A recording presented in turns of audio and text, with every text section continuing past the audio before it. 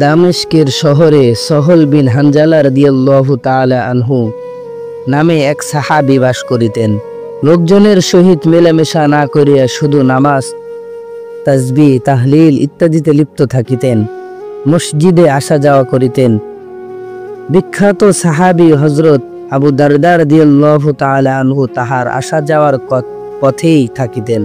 তিনি হযরত সহল রাদিয়াল্লাহু তাআলা আনহুর নিকট দিয়া যাইবার কালে হুজুরে পাক সাল্লাল্লাহু আলাইহি ওয়াসাল্লামের জামানার কিছু নসিহতপূর্ণ ঘটনা বলিয়া যাইতে দরখাস্ত করিতেন।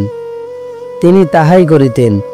যথারীতি অনুরোধ করিবার পর একদিন হযরত সহল রাদিয়াল্লাহু তাআলা আনহু বলিলেন, একবার নবী করিম সাল্লাল্লাহু আলাইহি ওয়াসাল্লাম ইরশাদ করেন, খুরাইম আসাদিদ রাদিয়াল্লাহু তাআলা আনহুর মধ্যে দুইটা দোষ না থাকিলে বড় ভালো ছিল। প্রথম, তাহার মাথার চুল বড় লম্বা। দ্বিতীয়ত, সে লুঙ্গি টাকনু গিরার নিচে পড়ে।